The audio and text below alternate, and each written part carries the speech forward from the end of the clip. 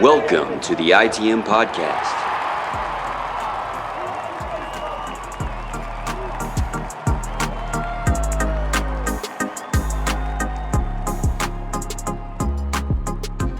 This is episode 293 of the ITM podcast, presented by Prize Picks, brought to you by CLNS Media, blah, blah, blah.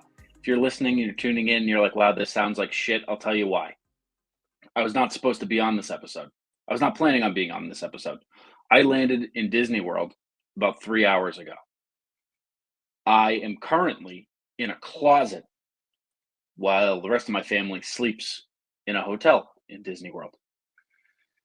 I could not be here tonight because the Red Sox have forced my hand, spit on the faces of their fans, and forced us to be here and talk to you about Rafael Devers being traded to the San Francisco Giants. My name is York Copponi and Scott Neville. Scott, what's up, dude? Yeah, man, I was doing good. I was doing good. I almost texted you after the sweep and was like, dude, like, if there's any way you can figure this out, like, could be a good vibe show, even from a business standpoint. I would assume it would be a higher viewership show after a Yankees sweep. Like, I'm sure you got some thoughts. Like, I was like, if there's a way we can do this, like, I'm willing to do a late night. I almost texted you, but then I was like, nah, I'll figure it out.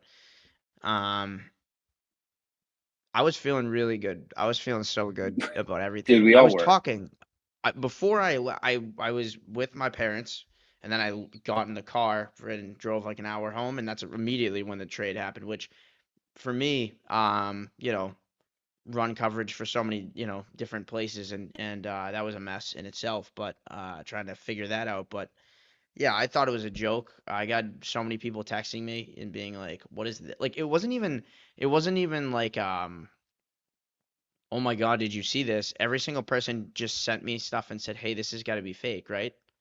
Yeah. And I got like three of those texts while I was on the highway, and I was like, what is I had to call somebody and be like, can someone help me out here? Like, help me out. I had to call so many people, try and dissect what was happening, because I went from talking about how exciting they finally are. I was telling my dad, like, yeah, I might start going credentialed again to games. Like, we haven't really done that this year. And now it's just like, why? Like, it doesn't matter, and the excitement is so gone. There was the big take I had going into the show was, hey, we're on I've talked so many times on the show, every series, how there's no momentum. I always just say they're gonna win 1 out of 3 or 2 out of 3 because there's just never been a streak. This is the first point in the season where there was momentum. Mm-hmm. And you could argue the first time in years. Yeah, I mean, well, because there's been other teams that have been streaky, right? Like, the 2021 team was super streaky, obviously. Even in 2022, though, there was that random June where it was like, oh, whoa, like, this is the team we thought, whatever. But this was like on my take this year was an unprecedented amount of no momentum. Like, it wasn't even like a win 4, lose 4. Like, it was just like 2 out of 3, 1 out of 3, 2 out of 3. Yeah. This was the first time we had momentum, like real momentum. The difference with those teams, like, even if you want to look at 22 and 23, kind of 24, that they had hot streaks, it was hoping that you can squeeze some juice out of Justin Turner and that he can take you on a playoff run, and that maybe we can have fun for a moment and have a second in the sun. Like, this has been totally different because, as Nesson will tell you, the future is now. They're here. The big three are batting 5, 6, 7. Bregman is what did they say, warp speed on his rehab, and he's coming back. Yoshida's ready to come back. Willier's going to be out for 2 seconds. Like, we are ready to go. Here we are. Bueller finding it. Giolito finding it. Bayo fine. And it was a different kind of momentum. It was like, oh, this team's real. And also there's like a promise of some sustainability too.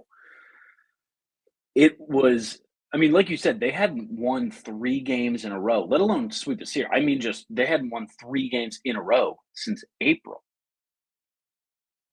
So to win 5 in a row, sweep the Yankees, beat the Yankees in 2 series, in the middle, beat the Rays in a series, and amidst all that, call up the number 1 prospect in baseball. without a shred of exaggeration, the highest vibes have been since 2018. Like even with the 2021 ALCS, like that was cool. Mookie was like still lingering over us, and it was like, oh, what can we get out of this team? It was a surprise. It was a bone. It was a dessert. This was entirely different, and the Red Sox have managed to find a way to take the wind out of our sails. And what's so frustrating is that there's been this line of speaking that's like, well, wait, just wait. And we were all on the same page. Like, the wait's over. Like, what's here? Well, it's not, because you just lost one of the best pure hitters in baseball. You lost your best hitter. Maybe Bregman, you could argue, but he's also here for maybe 1 year. You just gave him leverage. He knows you need him now. And he's on a career year, regardless of like being out for a little bit. Not even leverage, like, from that standpoint, but why would he want to come back? Like, again, he did what you've done it with a bunch of players, no one as big as Bregman. But if you look back from the Bloom era on, you told Kenley this team was gonna be different. They're about to spend, things are about to change. They're about to invest money, and then they didn't. They did. Kike was going in between. He signed an extension and was like, I don't want to give away too much, but Bloom said some things are happening. Like, he promised me a lot of things, didn't do it. And then you got Bregman. If you remember him doing his interviews when he signed, like, I think it was probably Section 10, right, where he went on and he was like talking about how, like, good things are about to happen, and like I'm here to win, and like, they painted a vision for this team, and I'm very excited about it. Instead, you blew up. You got rid of your last like homegrown superstar for what could ultimately very well be a year of Alex Bregman. I mean, it simply doesn't make sense, and I don't. This is not a victory lap by any means. This is just painting the picture of what happened, because I'm not celebrating like a I told you so moment in this fucking moment to any extent. But before the season started, with all the DH shit and the third base shit and all that, I think both of us, I can only really remember my own take, was you're going to piss him off. Like, he is going to be mad, and kind of rightfully so, that you didn't tell him. Like, yes, you have to move him at some point, but like, not going to be stoked. And apparently this first base conversation and maybe asking him to play third base when Bregman went down, we don't know if that happened for sure or not. But by all reports, that didn't make things better. Shohei Ohtani is starting tomorrow. That's really cool. That's awesome breaking news at this moment. I did want to read two different tweets from two very different people. Actually, I didn't save the first one. This is from Cotillo, 10 p.m. tonight, June 15th. He said, quote, "A source with knowledge of the Red Sox-Rafael Devers relationship described it tonight as, quote, an unsalvageable relationship for both parties," end quote. Devers was frustrated with mixed messaging from different voices in the organization, felt like a scapegoat. The root was what the player felt was disorganized communication from the jump this year, end quote, end tweet.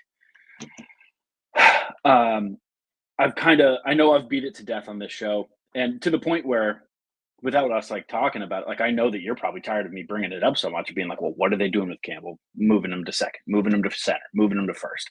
Like, Myers over at third, he's a natural shortstop, and like, what are they going to do when Bregman comes back?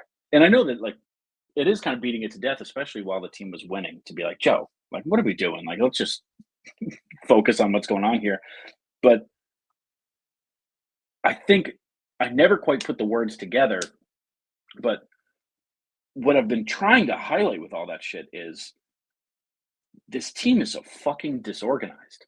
And I don't know if any two people agree on what they're doing. And the players are kind of being jerked around and told, you do this, you do that. The manager is in a weird place where he's hearing from above him and being like, well, I'm sorry, guys, you got to do this. But also, you can't like sell out the GM. You're the manager of the team. And the GM doing things that a first-time GM feels are ballsy, because he just saw the last guy who was a first-time GM, who was a little more tentative, and he lost his job really, really quickly. So it's this weird top-down shit where everybody feels like they have to be doing a little bit more while also doing a little bit less and yielding to the person above them, which has ended you in a situation where like you said, your last homegrown superstar is now on the San Francisco Giants for a guy with a 6.5 ERA and a guy with a 4.5 ERA, and I guess something else. I don't know. A guy named Bayo, which really fun. That's really cool. Like that's where you've ended up because of this like organizational disorganization that has just we don't know for sure if Devers like requested this, but if their relationship is being deemed unsalvageable, you can say at the very least that he's not upset by this. There was a report, I don't remember who said it, that he didn't like formally request a trade, but everyone else was kind of like, that doesn't mean he doesn't welcome it. But at the same time, like, I forget is the guy that is a former like assistant GM for the Red Sox that tweets random tidbits. He was with the Mets for a bit. Zach something, maybe. I'm not sure. I just feel like okay. Well, he anyway was like, it's cool. Like, yeah, we don't know. He said at this point before it was out, he was like, I assume this was a trade request, which it turned out that wasn't true.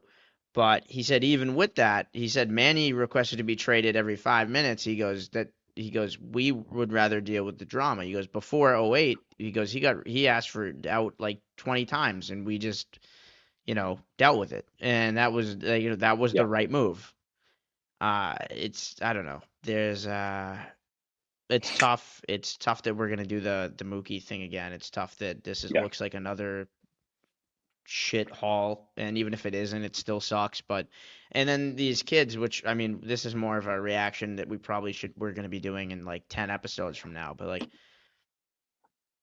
Kyle Harrison is gonna have to be the best player on the planet to not just every start. I mean, he could, even if he had Crochet's numbers after that Yankees start where he gave up 5 runs and they'd be going, oh well, this is what we got Devers for. Like this is gonna be so bad. It's gonna be because the thing is, this sucks now, but now every single time we see one of these 4 players, it's always gonna be tied. Just like how you're still hearing Connor Wong tied to the Mookie Betts trade and how this guy is who we got for Mookie Betts. And it's just we're gonna keep doing that for the next like 5 years, and that sucks. And we were just escaping it. All that had to happen was for Connor Wong to suck a little bit longer and for Carlos Narvaez to be awesome for a little bit longer. He would have been gone. There would have been one spike where we go, there's nobody left from the Mookie Betts trade, and then the Red Sox are good. So we don't have to hear about it anymore. We were so close. We could see the finish line. And instead now, like you said, we're right back to the start. This is going to be we know this is 5 years. Like this is the thing. Like we know this is at least going to be 5 years because we just did this. And it's no one's wrong in being upset. And it's also like when they keep doing this. Now, before it was like a crazy overreaction, in my opinion. The Mookie stuff, when we pretty much lost one guy, and it was like, oh, we're just going to get rid of all the talent, whatever.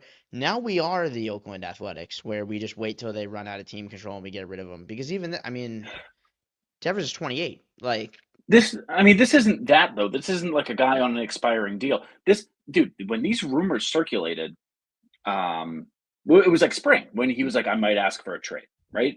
Yeah. We immediately shut it down. We're like, there's no fucking chance anybody takes on what's left on that deal. Isn't it the entire 311 or whatever? Because the deal actually kicked in this season. It's like nobody's taking that on. And like, what are you going to eat contract for what? No, somebody did take it on. And somebody took on the whole thing. It's the whole thing, but 2024 was part of the deal because they signed it. Oh yeah. Before 20. When was winter meetings? Was 2022, I thought there was right? a delay in that it kicked in 2025.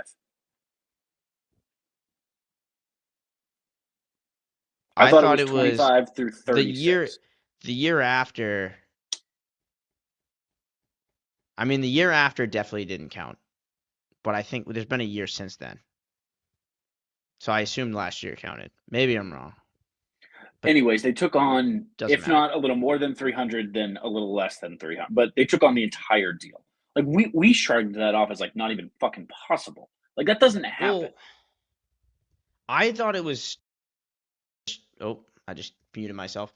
I thought it was ridiculous more from like a you don't trade a guy. It just started a massive, 10-year. What's technically a 10-year contract that felt like 11. Because of it just doesn't make any sense, and it's such a nuclear option. Like that's why I was always shutting it down. But this is like, I mean, to do it for drama, like there was always. It's one of those things where like people always resort to something bad happens, oh trade him, or he's gonna get traded, or he has one bad bad quote, and it's like, oh my god, he's gonna force his way out of here. Yeah. And you always got to just be like, guys, come on, like that's not you're overreacting, like fan anger. I get it, like emotion. Give it 48 hours, whatever. For this to happen and to happen like now, and I don't even mean now in the sense of like, oh, they just swept the Yankees, all this stuff. I mean like June 15th. Like one thing I was talking about is like I was supposed to feel like safe right now. Like this is pre-trade deadline situation. Like day of the deadline, you worry about some of this stuff happening, like a Willier or Duran or something like that. You never thought Devers. And then the offseason, there's like a moment, anything can happen, right? This was such an unfair time for us to have to deal with this. The literal worst time. It's so unfair is a great way to put it. Like it does make me feel like a 5-year-old a little bit stomping my feet. Which, by the way, speaking of Oh. 5-year-old, Oh no, dude. So my plane landed, and we're sitting there, getting taxied into the gate or whatever. I don't know how planes work. And that's when I get the thing, and my parents are sitting like 2 aisles behind us, or 2 rows behind us across the aisle, and I turn and I say loudly, kind of because like I know this plane just went from Manchester, so like Sox fans on this plane. I said loudly, "The Sox just traded Devers," and I didn't think like my 5-year-old is sitting next to me wearing a Rafael Devers t-shirt, and he turned to me and was like, "What?" I was like, "We'll talk after. We'll talk after. We'll talk after." I was like, "Oh my god, like, how do I do this?" But like, you never expect that. If anything, like when somebody signs that deal, at least in my position, having a young kid, you're like, "Wow, Rafael Devers is going to be on the Red Sox when my son is in high school. That's crazy. He's not even you kindergarten had yet." that Like, take, right? Did you do yeah, this on the show? I feel like I remember yeah, this. Like this exactly. Is you being like, he's going to be on the Red Sox when my kid is this years old, and it was an insane number compared to where he was. Obviously, it was probably 11 years later. yeah, But yeah. It was like yeah, 4 to 15 years old, and it was like, "Oh my yeah, god, like that he's going to be his favorite player forever." Because nobody is that good on your favorite team from the ages 4 to 15 and is not like automatically your favorite player for the rest of your life. of course. And that's just gone. Like it's just like a piece of Red Sox culture, a piece of the Red Sox story gone. Like the story that is the Boston Red Sox just should include Rafael He's Devers for the next 10 years. he's gonna be gone well before I really started to get into baseball. Like I'm thinking about like your kid's timeline. Age, My yeah. my first year of like legitimately knowing like the roster was third grade, and it was '07, and it was great. Yeah. But that was when I like actually knew the players. Before that, like there were games on in my house, but I wasn't locked in. Of course, my dad didn't, cover baseball for a living, but Yeah, and still he shove it did down your watch every throat game. like I do with him. Yeah, Yeah. but Yeah. he did watch every game pretty much. So like it was yeah, like I remember third grade is my first memories of that. And it's crazy that your kid is like his peak memories are going to be post Evers. That's crazy. It's going to be a challenge to remember. Like, do you remember when Devers was on the Red Sox? And he might have Yeah. to go, oh, right. Yeah, no, I think I do remember that. It's going to be a struggle. He's going to be a giant longer than he was on the Red Sox. We're doing that again, by the way. We did that with Yeah. Mookie, Devers, and Xander, who we're all remembering as like the best players in recent Red Sox history are going to spend most of their careers elsewhere. Bogarts being the maybe exception that they might just get rid of that contract, but like Yeah. they all should be on the other, like they're all going in the Hall of Fame in other jerseys. That exactly. Like a bit bogeys, maybe a conversation about whether or not he makes it in. And Devers obviously has like most of Yeah, his career ahead of him. But I don't think if he they actually all makes it went in, but into the that's what Hall, yeah. if they all went Two into the of them Hall, they're are. wearing other caps, no doubt. Two of them are going in for sure, and they're wearing other caps. It's fucking wrong. And like you said, like how do you just like maintain this momentum that you finally salvaged from somewhere? And like I understand Rafi isn't like the leader. Like we've talked about that forever, that he's not the vocal rah rah, let's go get him boys kind of guy. If anything, he would prefer to not be the face of the franchise. Yeah. But now, I mean, well, now he's not. He got his wish, but there is still a level of like, whoa, management just traded Rafael Devers. Like there's nobody safe here. Like anybody could just be out of here, and we'll never get the answers to this. This is a question that's definitely just more rhetorical than anything. But like, what could have possibly gone down between them that they saw the relationship as unsalvageable? We'll never know that, but it from the outside sure didn't appear unsalvageable. It appeared strained and gross and whatever, but it didn't. It there. Listen, I've watched sports for a long time, and I've watched all of them, and there are players that like, yeah, it's just not going to work. It's strained to a point where like this guy's gone. It's not going to work here. I did not feel an ounce of that with Rafael Devers. If anything, it was just like, if anything, it was kind of like, once Breslow's out of here, maybe it'll be better because Devers is obviously going to survive here a lot longer than Craig Breslow will, which leads me into the next thing I want to talk about. But first, I want to talk to you. I'm dying to talk to you about Prize Picks. Prize Picks is the best place to turn your sports knowledge into cash. With millions of members, Prize Picks has made daily fantasy sports accessible to all. You just pick more or less on at least two players for a shot to win up to 2,000 times your cash. Run your game all season long on Prize Picks. Do you know ball? There's only one series left in the playoffs, and the championship is officially on the line. That means you're running out of time to put your final takes to the test on Prize Picks, the best place to cash in on your favorite sports. Prize Picks offers Venmo, Apple Pay, MasterCard, and more for quick and easy deposits into your account this sports season. So if you sign up today, you get $50 instantly when you play your first $5. You don't even need to win to receive the $50 bonus. It's guaranteed.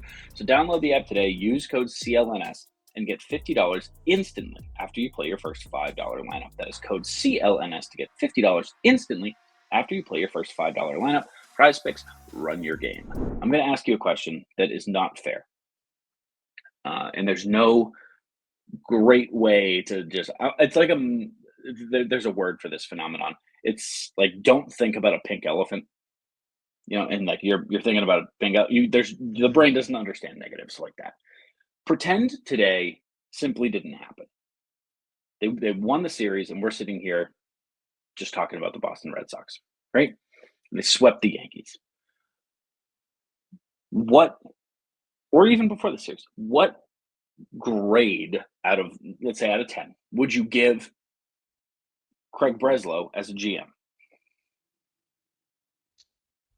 I would say like B to B plus, just because as much as, again, not knowing that what he was doing with Devers, like without knowing the severity of that, the Crochet trade was fantastic, and the Breslow signing has been great, and a lot of the other Narvaez, like a lot of the little things are also working out. The biggest thing you complain about is like Roman Anthony, and when he got called up, and there is almost too many good players was like kind of like almost the biggest thing, and we would have we argued a lot about where to put everybody, and there were definitely some issues with that, but like kind of those good problem to have problems.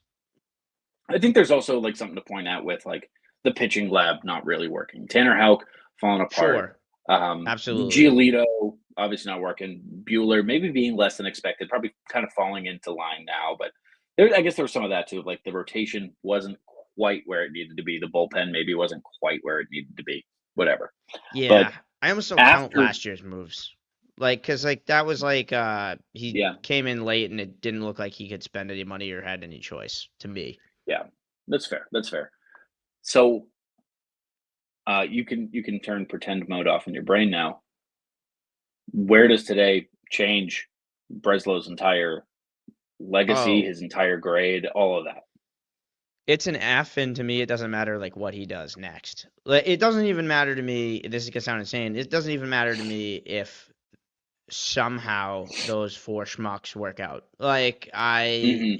because it's again, we did the rebuild thing, and you just got a bunch of young talent in, and it's like we're not doing that. Like we're not doing that anymore. Like we're not figuring out people. We're not trying to get the most out of people. Like it's you can't just like bets. You can't trade that caliber of player and get better. No, no, not instantly. It's asking people to wait again for sure, at the very least. But I mean, that's also just like not going to happen. You're not going to replace production by amalgamation. Like you're not going to say like, well, we have 7 guys who can put That's together our an 8 biggest WAR season. problem. That's the biggest problem with the roster is there's too many good players and there's too much overlap. Yeah, and they're all good players. You know what I mean? Like good B players. Like yeah, good players.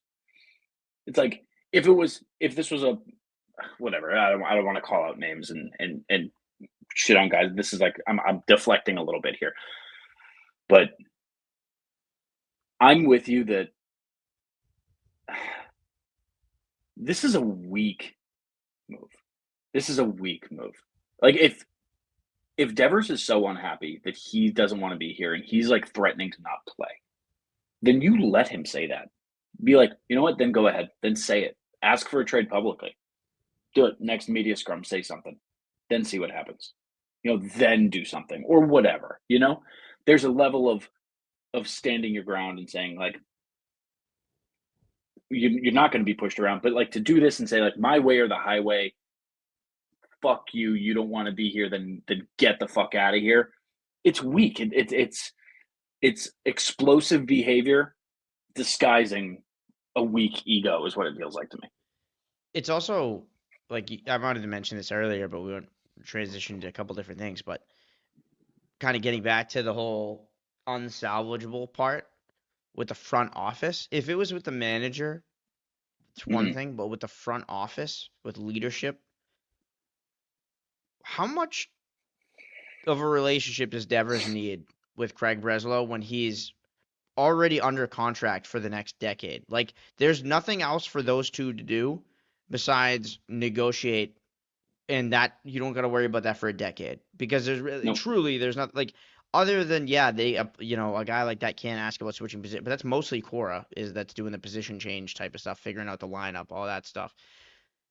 So the fact that Breslow and Devers can't be in the room together, if that's the case, who cares? The thing is, he was willing to go out there every day, and it was not impacting his play.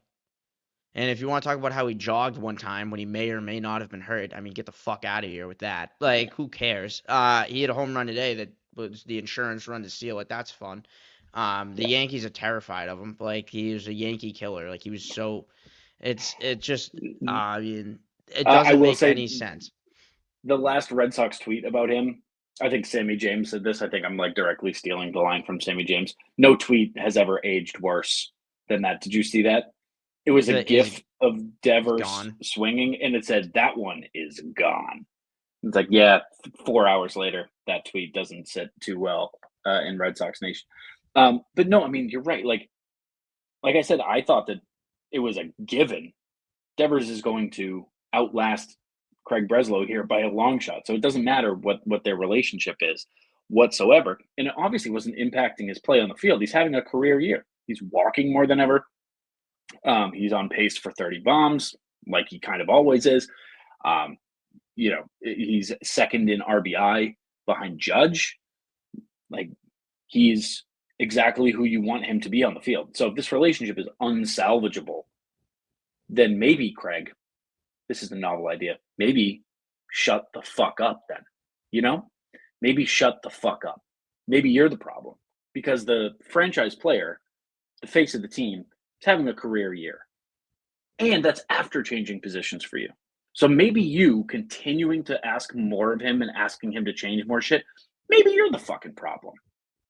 That's just my thought. Oh, Yeah. I mean, yeah, he ruined a relationship with the best player on the team for the organization in Yeah. favor of what very well now could be 1 year of Alex Bregman, at most 3 years of Alex Bregman. And so I mean, that move you can't fit, no matter what you do with the rest of your career here, like you can't fix that. Uh, I don't think so either. I'm with you. Yeah, and the guys you got back, like, don't even have the ceiling to be as good as Devers. It's not even possible. The headlining guy of this trade has a 59 ERA plus this year, a 94 ERA plus last year. Like, struggling to be league average.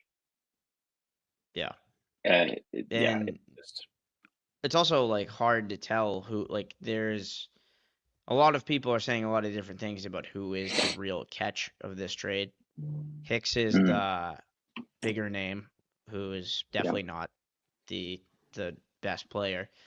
Kyle Harrison is supposed to be, like, I actually think he could develop into a good, potentially frontline pitcher. Doesn't matter, don't care about that. But like it right now, I certainly don't care about that. But that's the potential. Tibbs, that guy. I mean, Coley put it best. He got picked 13th. The Red Sox had the 12th pick. Last year, they picked Braden Montgomery over him, and now they're trading him for Rafael Devers. It's awesome.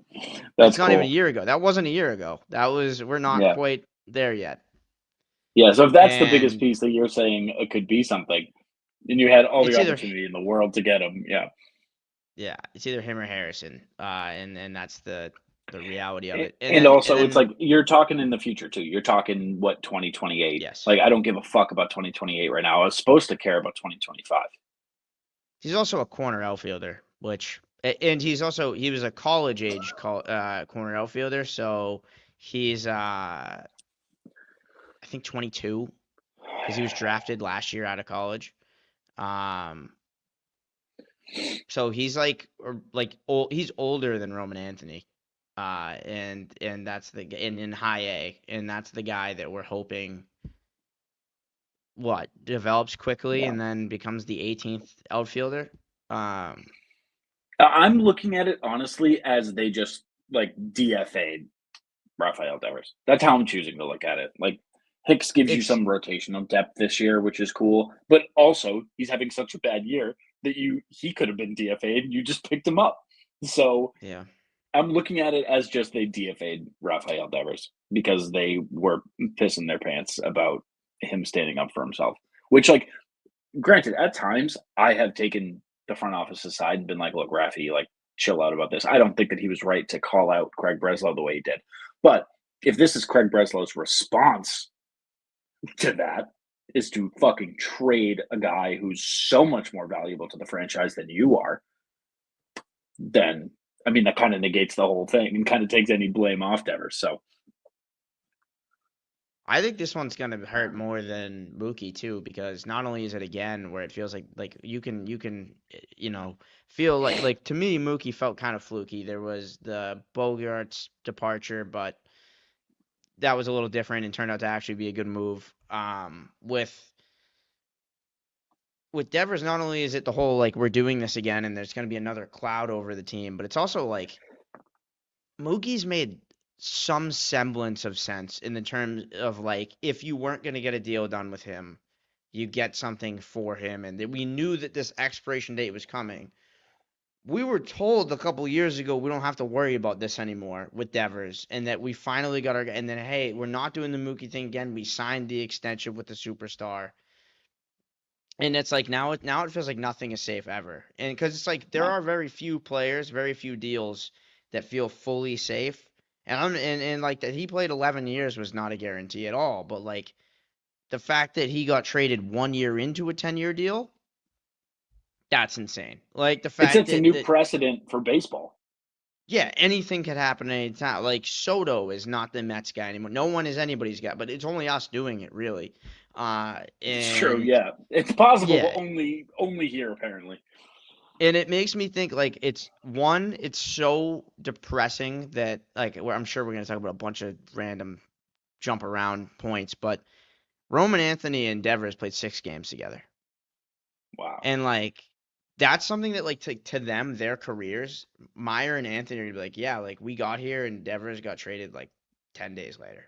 And like it's one of those things where you're looking at them and then when they go into, the future of the organization, it's like, do you like I'm not even excited for them to become superstars because it's just like that's just gonna hurt so bad. It'd be like Now it's a if imagine necessity that they do. Before it was like, I'm well, you have, star power building around it, the young kid. Now but you I'm gonna need them. be Yeah, but I'm gonna be like tense. Like if they're having like if they're hitting like if they're each hitting like 270, 280 with like 20 to 30 home run power and playing good defense, I'm gonna be like, shit, this is gonna suck again. To me, it's Yeah, like now imagine these super homegrown prospects you get really excited about. Imagine they're puppies, right? But sure. imagine if how many people would buy puppies if they had a 5 to 6 year lifespan? Because that's just gonna Probably hurt not so many. bad. That's Yeah, gonna hurt probably not so many. bad. Because you're like, I'm gonna get attached to this thing, and then right when it gets to its like peak of like it's a 2 years of development, and then there's like 3, 4, 5 years of them just being like dog in the prime of their life, well trained, whatever, and great time, Mm, and then dead. That's what we're doing with the yeah. prospects. Is we're saying why I don't want to get excited. I don't want to get heart like I used that analogy because I had a dog named Jacoby. That didn't work out well. No. Another one of those scenarios. Where I haven't gotten another one just because I was like, man, that hurts so bad when he died, and now it's like I Yeah. don't want to care about Marcelo Meyer, Roman Anthony, and I don't think I have to care about Christian Campbell, but that's a separate take. Yeah. But I think it's also like I don't know. the Twitter heads will be totally, totally, totally justified in replying to every single Roman Anthony highlight, Marcelo Meyer highlight, pick any young name out of the book highlight, and saying, "Can't wait till the Red Sox trade him." And And now that and now it could that just used to be like be a like outdated take. Now it's like, yeah, no, you're totally fucking justified in feeling that way. and now it turns out it can happen whether they actually go ahead and extend the guy, whether and it can Yeah, happen on May 13th, like just a random any time in the season. Like this is not hot it stove can season happen right in now. the middle of a hot streak, Scott. It can happen while the Yeah. team has the most momentum, coming off sweeping the Yankees on a home run from that guy to sweep the Yankees, and you can still say, "Bye, see ya, enjoy San Francisco." What the fuck? This doesn't help our PR. This does not help Red Sox PR. It doesn't. No. And fans are understandably upset. They should be upset.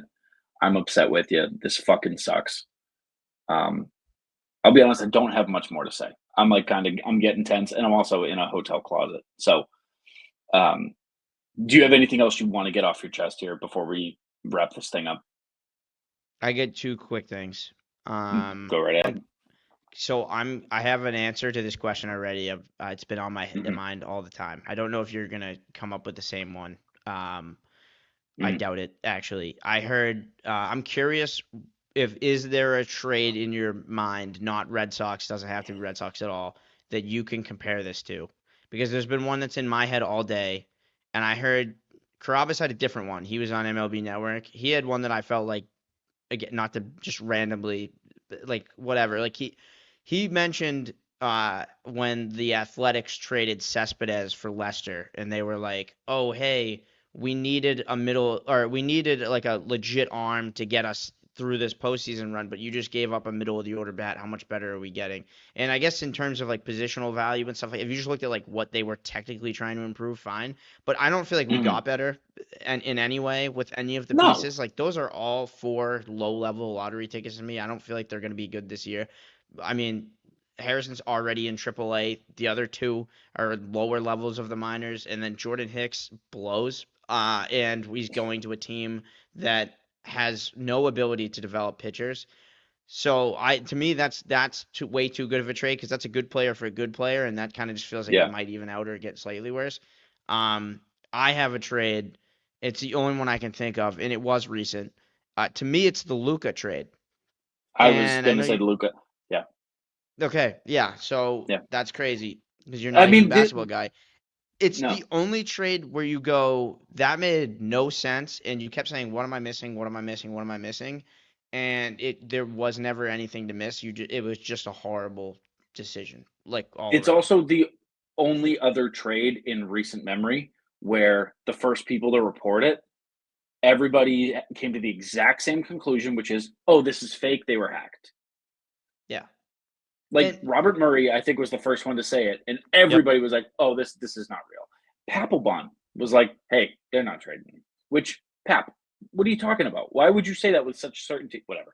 But um, no, that's absolutely the only other one that I can compare it to, because what other trade has happened where the general public was like, "This makes so little sense, it can't even be real." It's also like the other thing about it that again I find comparable is that when you looked at what came back, and like as we've talked about it, clearly it's not. This is mostly about Devers not being on this team and not what you got back. But when you look at what you got back, comparative to other trades, it's just dumbfounding in terms of like to that point, Desmond Bain got traded for 4 first-round picks and a pick swap and more, and Luka got 1. Everyone talks about how they couldn't get the second first-round pick. One thing I was thinking about, because I was thinking about the Braden Montgomery Tibbs thing, we gave up way more for Crochet than we got for Devers. Like way more. Braden Montgomery is Yeah, better than anyone we traded for. Kyle Teal is better than anyone that was in that deal. And I mean, Meadroth is probably right around that range. I mean, he's done more. Like he's better than Jordan Hicks, the guy that's like closer. It's just dumb. It's just like, and that's again, there's a that's lot maybe of the problems with this. But why not do it in the off season when you could at least like get through this year, see what happens? Because it's not dysfunctional on the field. It may be dysfunctional behind the scenes. Give it one run, see if you can fix it. And if you can't, wait till people are willing to make these crazy trades and get a haul. the only reason that you don't do that. The only reason that you don't wait a year, right? In most circumstances, I'm not saying in this one. The only reason that you don't do that in most circumstances is because you lose more time of control. And you're like, oh, like right now we have a year and a half of this guy. So we can get Right. more for him versus just 1 year. Trading for 9.5 years versus 9 is nothing. First of all, you're never going to get Same. the value of 9.5 years of Rafael Devers. It's like the whole Paul Skeens thing, where people talk about trading Paul Skeens. It's like, well, there's nothing that equates to the value that he's going to bring. There's no way to do it. You'd have to clear out a farm system or something. It doesn't even make sense. So there's no way you can even it out. So why the fuck exactly? Like you're the first person I've heard say that, and I think you fucking nailed it. Why would you not play this out while everybody's here, while things are going good? There's no way, like, if this trade was like so stacked from the other side that you could not deny it. And then you have to go, look, we don't want to trade him in the middle of the season. I know things are hot right now, but holy shit, look at what the Giants are looking to give up. That's not what this is. This is, we got to get him out of here. Giants made us a reasonable offer. Fuck it. And everyone's response to that is, well, there's a lot of money attached to the deal. They're willing to eat all of it, all this nonsense. We've talked about this before when Vladdy signed, when Soto signed. We talked about, thank God Devers signed when he did, because if he was a free agent this year, this offseason, he'd get over $500 million Easily. And people say, oh, Yeah. well, he's a DH now, whatever. It does not matter. That's an advantage. Like, people say that like it lowers his value. The only knock on Devers' game was that he was a bad defender. You take out his bad defense and you just have a job where he just mashes baseballs. And It's you like take the out a whole, like, risk oh, of injury. Yep, and was like Ortiz not valuable? Like, what are we talking about? Like Ohtani has up until tomorrow has not thrown a pitch for the Dodgers. They're paying him $70 million a year, and it's been a great deal. Like, they would do that deal if they said, hey, his arm is never gonna rebound. They would do that deal 10 times out of 10 if he was just gonna be a DH for $70 million because he's been so good. Paying him $30 million a year is a steal. So they actually got a great contract. Like, I remember I was actually watching because I already had this feeling, and I'm watching MLB Network, and they're talking about how, they're trying to spin it in some way that it's like talk about the other side of things. And immediately it was pivoted back to like, well, they got this contract off the books, but it was actually a really, really, really good contract. And it's one of those things where it's like, and then, I had just a casual friend call me and be like, well, who could they get now that they have this money freed up? And not even talking about like this year, talking about like next year. But it's like Kyle Yeah. Tucker is the gem of the next class, who is terrible at defense.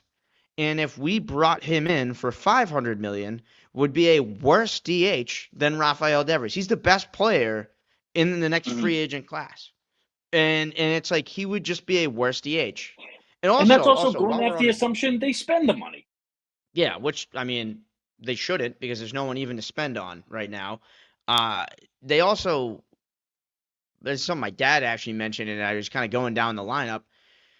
You don't know what's going to happen with Casas. Devers is really the only source of power on this current team in terms of like real power, like 30 plus a year expected power. Like, who is going to hit home runs now? You replaced Casas with Romy Gonzalez. You've like Bregman. I understand Bregman was on an unreal, like he had like over 10 in his like couple months with us before he got hurt. But like that was like the best 2 month stretch of his career. And he's not expected to be a 35 plus home run guy. And he's also, again, on a 1 year deal, essentially, effectively, in terms of like team control. So where is like now you need power, and are you just gonna like sign like a Schwarber next offseason? Or are you gonna roll with the Schwarber is the kids guy that I was just thinking about that like just could have been here too. Like Oh yeah, of he could have course. just been here. You don't sign Yoshida. You have Schwarber. You maybe play him at first a little bit. You move him to DH.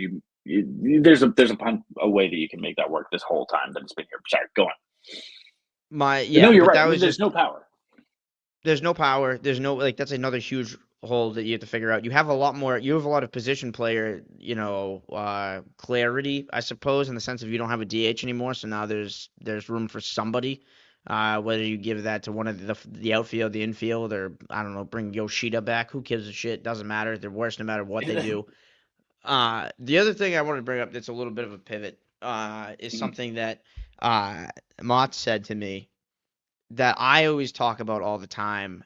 It's usually not like a one topic situation. It's just like I always talk about how because of my job, anytime anyone sees me or I meet someone new that's just like a sports guy and they find out what I do for a living, and I'm sure you have the exact same situation, they ask you about like the team or some random thing that happened usually like earlier in spring training. It might have been like, what's going on with this Devers? Like for me this year, it's been a lot of like, what is going on with Devers? He brought up a good point that for the next couple years, every single time I meet anyone, this is the first thing they're going to bring up. And it's going to be almost always when I'm drinking. Like, that's when I'm going to be running into these people. Like, there are people that we don't see all the time. Like, people I see every 3 months or something like that. I only see it like 4th of July, like the parties or whatever.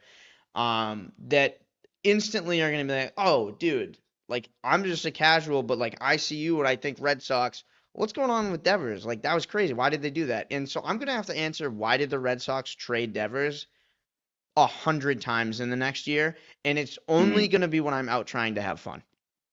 Exclusively. That's a lot of And fun. you Yeah, too. that's going to be. You too. Yeah, You're going to no. have the same exact thing.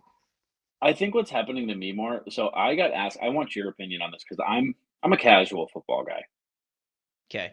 but I think you're probably more plugged into the NFL than I am. Friend of mine Mhm. asked me, explain this in football terms.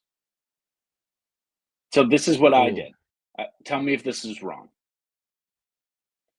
I said, it's like if the Vikings gave Justin Jefferson the largest contract in franchise history, then signed Cooper Kupp to a short-term deal, moved Jefferson to the Y, then changed their mind and asked him to go back to the slot. Jefferson says no, they trade him to the Dolphins for 2 middle-of-the-road cornerbacks. Yeah, I think that's pretty spot on. The only thing I would obviously change is that he wouldn't start in the slot. But yeah, yeah, that's very, very close. The only thing I was thinking is like what's happened.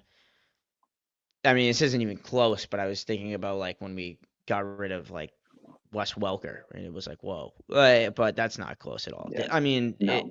it's maybe closer to Manning, but maybe not that level. But yeah, I think what you said is as far as like a hypothetical example, that's not where I thought you were taking it. I think that's very spot on in terms of like you're getting a 1 year older player that could be a 3 year deal, and you're just yeah, that's right. I think that's very good. The Red Sox, I'll end on this note.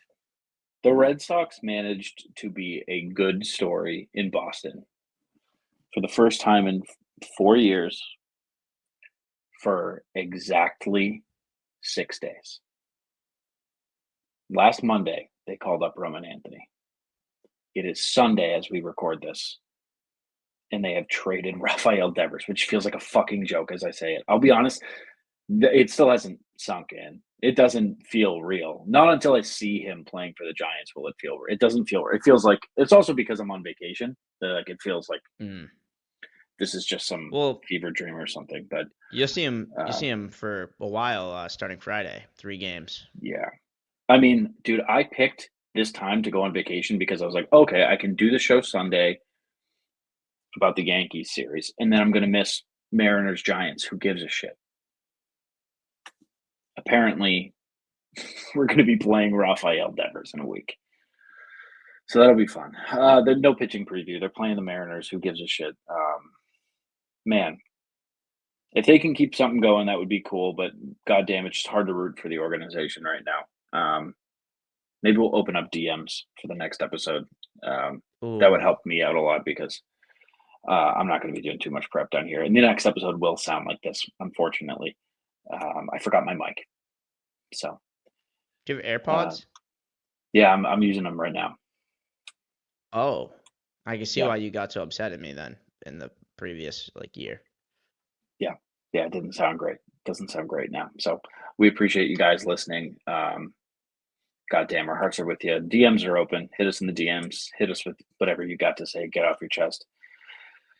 Episodes brought to you by Prize Picks. Use code CLNS, $5. Line up $50 instantly. Follow us on the socials at ITM_pod. You can follow me at Joey Copponi. You can follow him at Scott Neville 46, just like how many home runs Rafael Devers will surely hit in one of his 10 years with the San Francisco Giants. For Scott Neville, I am Joey Copponi. Go Sox, I guess.